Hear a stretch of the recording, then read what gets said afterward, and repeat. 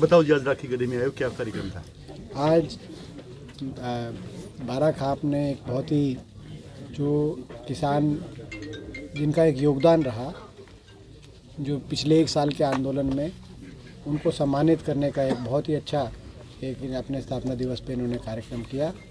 मैं पूरी बारा खाप का और मैं बहुत बहुत इस बात के लिए इनको शुभकामनाएं देता हूँ और इनको बधाई देता हूँ कि इनका योगदान किसी से कम नहीं रहा इस आंदोलन में। वैसे तो पूरे इस इलाके का योगदान रहा, लेकिन बारा खाप की तरफ से हम देखते थे जब भी किसी टिकरी बॉर्डर पे या किसी धरने पे जाते थे, सारे गांव के आदमी मेरे को वहाँ पे मिलते थे। तो इनका एक बहुत बड़ा योगदान इस आंदोलन में रहा है और इस आंदोलन की एक ऐतिहासिक जीत हुई। तो ऐसे में ये एक बड़ा अच्छा एक इनका एक विचार था कि इन सबका को सम्मानित किया जाए जिनका योगदान रहा, और जो इनका जो है अपने जो निर्माण कार्य है उसको आगे बढ़ाया जाए। तो सारी इनका अच्छा एक कार्यक्रम था। तो बारा खाप को, राखी गांव को भी, बारा खाप को भी मैं बहुत बहुत इस बात के लिए अपनी तरफ से शुभकामनाएं देता हूं। जी, किसानों के लिए घोषणा की भाई अब कांग्रेस सरकार बनने पर उनको आर्थिक मदद दी जाएगी। तो ये जिस तर्ज पर जब प्रदेश में 2004 में हुड्डा सरकार बनी थी, चौधरी भूपेंद्र सिंह हुड्डा जी के नेतृत्व में कांग्रेस पार्टी की सरकार बनी थी, उस समय से पहले के जितने आंदोलन थे, कंडेला में, चौटाला सरकार में 12 किसान सरकार की गोली का से उन्होंने अपनी जान कुर्बानी देनी पड़ी थी। इसी तरीके से मंडियाली में, कादमा में, भिवानी में, जब उससे पहले जो हवीपा सरकार थी, तो उन सभी किसान परिवारों को जो सरकार बनी थी तो हुड्डा साहब ने सभी का एक नीति लेके आए थे कि उनको किसान शहीद का दर्जा देते हुए आर्थिक मदद और सरकारी रोज़गार जो भी क्वालिफाई करे बच्चा एजुकेशन क्वालिफिकेशन के अनुसार। पहले तो हमारी मांग इस सरकार से ही है, क्योंकि ये भी एक मांग थी किसानों की जो सरकार ने आश्वासन दिया है, लेकिन ये सरकार पहले तो उसी को पूरा करे। लेकिन मैंने ये बात करी कि अगर कभी मौका मिलेगा इस सरकार से, अगर ये सरकार पूरा नहीं करती तो उसी नीति की तर्ज पे जो इस आंदोलन में भी जिन परिवारों ने अपने किसी परिजन की जान की कुर्बानी भी देनी पड़ी है, उन परिवारों को वही सुविधा, रोज़गार की और आर्थिक मदद, दोनों ही चीज़।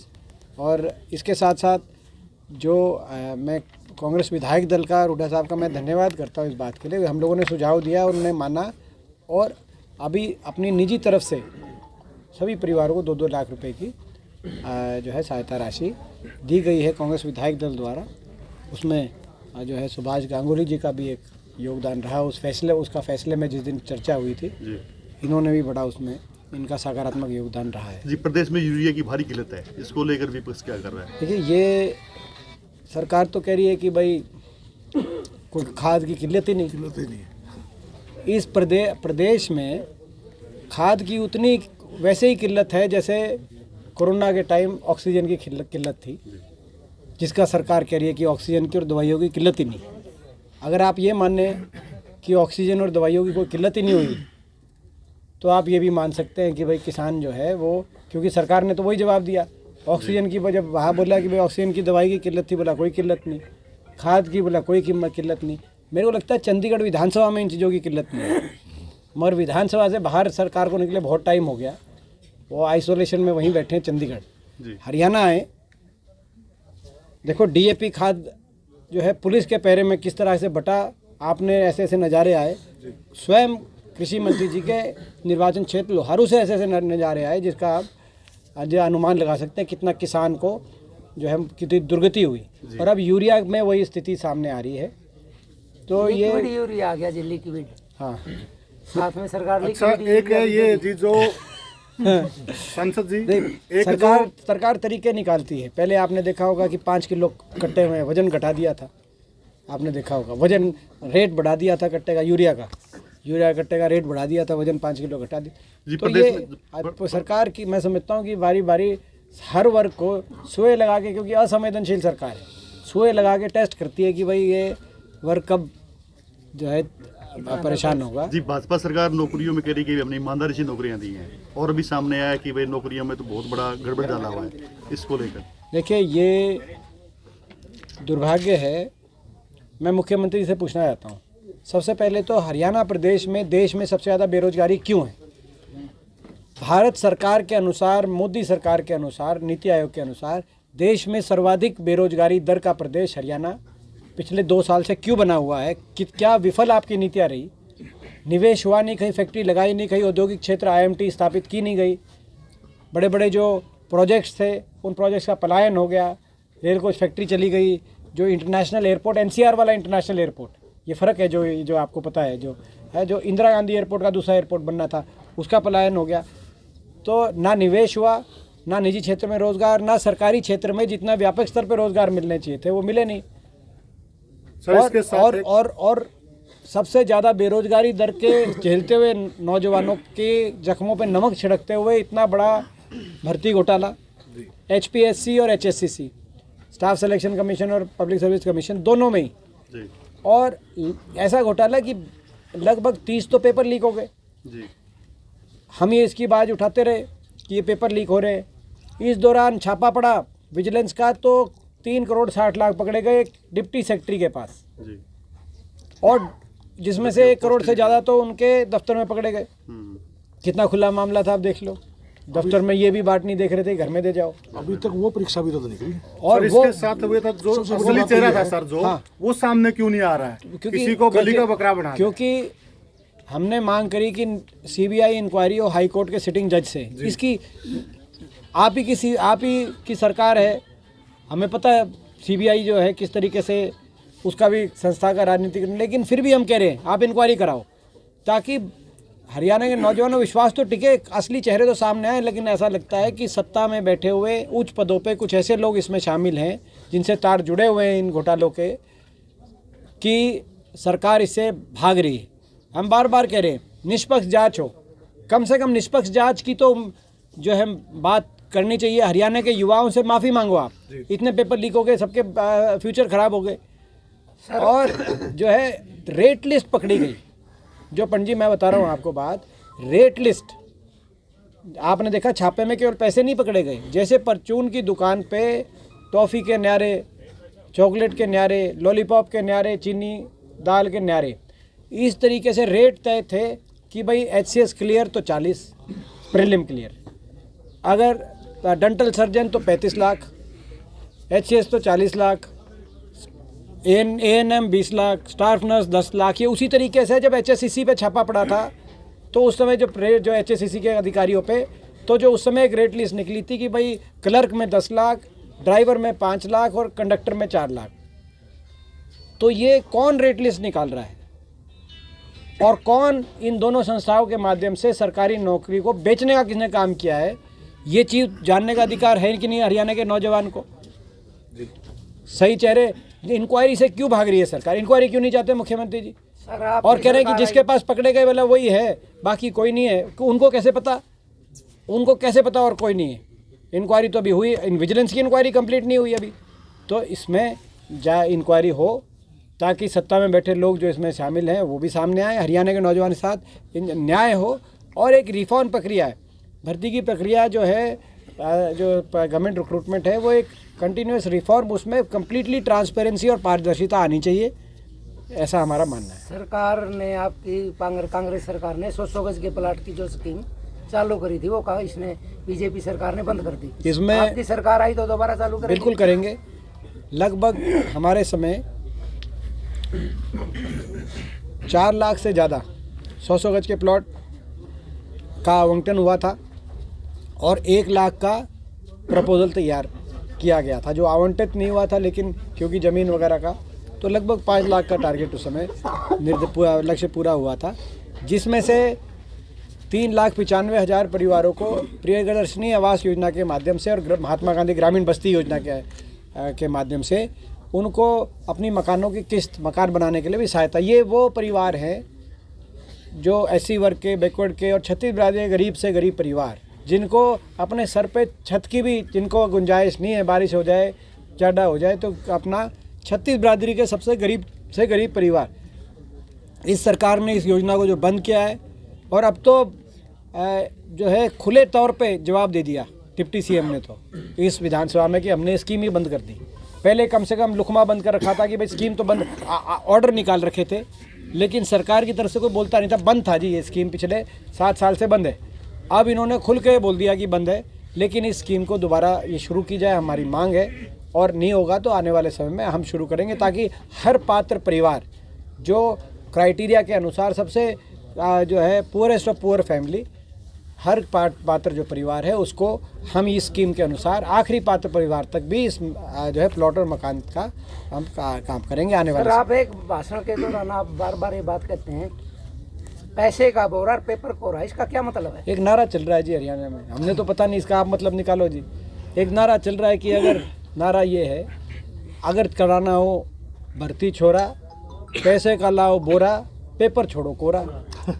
पेपर कोरा छोड़ रहे हैं जी, लिस्ट में नाम टॉप पे, नारा चल गया सब किसानों पे और इसमें एक और चीज़ है, मैं देखो आपने बड़ी गहरी बात है इसमें, इस नारे में एक और बात छुपी हुई है कि ये एक आदमी का काम नहीं हो सकता जिस पे डाल रहे हैं, क्योंकि अगर पेपर कोरा छोड़ा जाता है OMR का जो शीट होती है, तो ये एग्जामिनर्स को ये एक निर्देश है कि उस पर काटा मारे और फिर आगे जमा कराए, वहीं उसकी फिर वो भी नहीं हो सकती चेकिंग भी।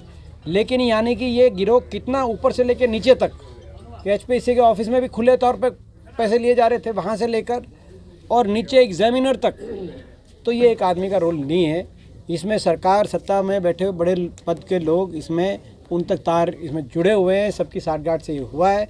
कौन कौन हैं ये सामने आने के लिए एक निष्पक्ष जांच की ज़रूरत है, तो ये इसीलिए हमारी मांग है। ये नारा भी इसको प्रदर्शित करता है, क्योंकि एग्जामिनर के बिना नहीं हो सकता। जिससे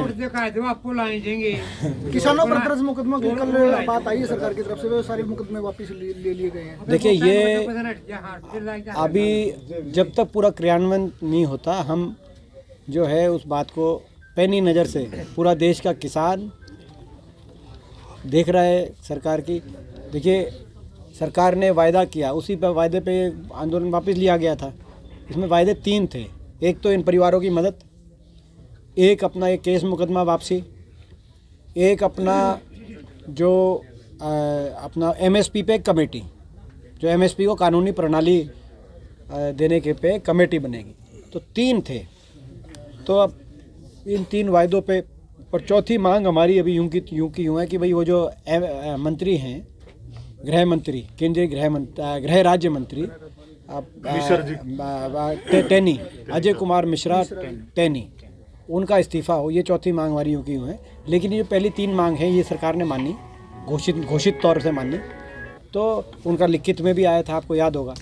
तो उसको पूरा क्रियान्वयन करे सरकार, और उसके पे हम पैनी नज़र से पूरा देश उसको पैनी नज़र से देख रहा है। हुड्डा साहब, हांसी नारायण रेलवे लाइन का कार्य लगभग पूरा हो चुका है, सिर्फ और सिर्फ सरकार की परमिशन की आवश्यकता है, उसमें आप क्या योगदान कर सकते हैं? देखिए, ये रेल की लाइन आपको याद होगा, इसको जो है मेरे को कुछ बताने की आवश्यकता नहीं है, क्योंकि जो है झूठ के पैर नहीं होते कुछ लोग। लेकिन ये रेलवे लाइन एक बड़ी आशा और उमंग के साथ एक रेल रोड रैली, डबवाली तक 4 लेन और महम और हांसी रेल की लाइन, और आपको याद होगा वो रेल रोड रेडी जो है हमने हांसी में करने का ये एक अपनेपन की बात है। तो महम में भी हो सकता था, हांसी में भी हो सकता था। तो मगर दुख की बात ये है कि जो हमारी सरकार के समय ये 3 रेल की लाइन मंजूर हुई और इन पे काम शुरू हुआ, जिसमें नंबर 1 रोहतक टू रेवाड़ी, रेवाड़ी से रोहतक, नंबर 2 जींद से लेकर सोनीपत, और नंबर 3 ये तीनों बड़ी ज़रूरी थी, क्योंकि ये जींद से सीधा कनेक्शन बनता था दिल्ली का। यहाँ पूरे हरियाणा का एक जो ये कॉरिडोर NH10 का, जो मैं शुरू से कह रहा था कि NH10 को एक पूरे कॉरिडोर के रूप में हम उस तरह से विकसित करें, जैसे GT रोड दिल्ली से चंडीगढ़ की डेवलपमेंट आप देखो, या आप जो है दिल्ली से जयपुर तक की करने देखो, आप मानेसर, रेवाड़ी, बावल, नीमराना राजस्थान में जयपुर तक। तो ये वाला जो अपना कॉरिडोर है दिल्ली, रोहतक, हिसार, सिरसा, ये जब उस स्तर पे जब हम इन्वेस्टमेंट लाएंगे, डेवलप नहीं करेंगे, तो जो है मैं समझता हूँ हरियाणा के नौजवान को हम अच्छा भविष्य इस सोच के साथ दे सकते हैं। इसी सोच के साथ मैंने ये 4 लेन मंजूर कराया था, हाईवे रेल की लाइन मंजूर कराई थी, इंटरनेशनल एयरपोर्ट यहाँ मंजूर कराया था, और एक जो है हिसार के अंदर एयरपोर्ट मंजूर कराया था, और IMT मदीना में मंजूर हुई थी। तो ये सारी जो प्लानिंग थी वो इस कॉरिडोर को विकसित करने की प्लानिंग थी, क्योंकि इससे पहले इस कॉरिडोर की तरफ ध्यान नहीं दिया था। दिल्ली से विकास जब जयपुर तक पहुंच सकता है, चंडीगढ़ तक पहुंच सकता है, तो दिल्ली से विकास इस तरफ सिरसा तक तो भी पहुंचना चाहिए, जो मेन हरियाणा का इस पर यहाँ भी लाभ है। मगर दुख की बात यह है कि ये रेल की लाइन भी कैसे रेंगते रेंगते बनी। 8 साल हो गए जी, मोदी सरकार को 8 साल हो गए। इन्होंने कहा कि बुलेट ट्रेन आती है, बुलेट ट्रेन की, ये तो पहले ही रेल की लाइन पर काम शुरू हो गया था। बुलेट ट्रेन तो अभी तक पता नहीं कब बनेगी। ये हमारी रेल की लाइन 8 साल, क्योंकि ये तो ऐसे तो ये तो ताजमहल तो है नहीं कि 20-20 साल लगे। तो रेल की लाइन बन के तैयार हो जानी चाहिए थी, मगर देर आए दुरुस्त आए। ये रेल की लाइन हम इसको टेकअप करते हैं जो आपने बताया, और जो अगर कोई परमिशन वाली जो बात है, रेलवे बोर्ड ने सभी जो सब्सिडी दी गई MP की हो या MLA की हो या बुजुर्ग की हो, सभी बंद कर रखे हैं। उनके लिए आप क्या आवाज़ उठाएंगे? कितनी टिकट का कितना बढ़ा दिया ये भी बताओ। वो तो मुद्दा ही नहीं मानते ना। ये तो महंगाई को मुद्दा नहीं मानते। हमने कहा कि भाई महंगाई पे चर्चा हो संसद में, भाई डीजल का रेट बढ़ गया, पेट्रोल का बढ़ गया, रसोई गैस का बढ़ गया, रेल की टिकट का किराया बढ़ गया, सारी सब्सिडी तो ख़त्म ही कर दी। तो इन मुद्दों को ये बीजेपी सरकार मुद्दा नहीं मानती। देश की संसद में हमने कहा कि 3 कानूनों को वापस लो, चर्चा कराओ, बोला कोई मुद्दा नहीं। कहा कि महंगाई पर चर्चा कराओ, बोला मुद्दा नहीं। बोला बेरोजगारी पे मुद्दा कराओ, बोला कोई चर्चा नहीं। 12 MP सस्पेंड हो गए, हमने कहा इनकी सस्पेंशन वापसी पे चर्चा कराओ, बोला इस पर चर्चा नहीं होगी। मुझे लगता है कि देश की संसद नहीं, वो भाजपा का मुख्यालय मानने लग गए हैं। जबकि देश की संसद में तो सबको आप अपना जवाब दें। आपका मेजॉरिटी है, आप तो खुद समझते हैं। हरियाणा से 14 सांसद भाजपा के हैं, मैं तो अकेला हूँ। जो बात कही जाएगी मैं कहूँगा, आप 14 आदमी बोल लेना, मगर कम से कम हमें भी तो बोलने दो। आप हमें भी, आप जितनी बार मैंने किसान शब्द का प्रयोग करता था, आप तो खुद देखते थे, मेरा माइक कटता था जी। हम कहते थे आप 14 बार ये बोलो, मैं 1 बार बोलूँगा कि भाई किसान की मांग पूरी करो। आप 14 बार बोलना, बीजेपी वाले MP खड़े होके कि भाई हम नहीं करेंगे पूरी। यही है ना, 14 आपको मेजॉरिटी दे रही है कि लोग मान रहे हैं, उस बात को स्वीकार कर रहे हैं। लेकिन आप उसमें भी आप एक को ना बोलने दो, विपक्ष को ना बोलने दो, ऐसे मुद्दे ना उठाने दो। तो इसीलिए आप आप जो पत्रकार हैं, मैं आप सबसे यही आग्रह करता हूँ, आपकी तरफ भी देश देख रहा है। आप लोग एक बहुत ही एक नारनौंद के पत्रकार, आप लोगों का एक अपनी साख आपकी और अपनी पहचान पूरे प्रदेश में बनी है। नारनौंद बड़े अच्छी पत्रकारिता के केंद्र के रूप में माना जाता है। तो आप लोग मगर जो है इन बातों के माध्यम से विपक्ष की आवाज़ भी जो है उतने ही जोर शोर से आप उठाने का काम करेंगे। कल के अखबार हम पढ़ के आपको टेलीफोन करेंगे। ये क्या है? ये सील्स है भाई साहब, टिकटिंग की ना, मतलब हमने वो एक मोमेंट में इसको फिरवाया है। पुराने जमाने में ये सील होती थी जी, सील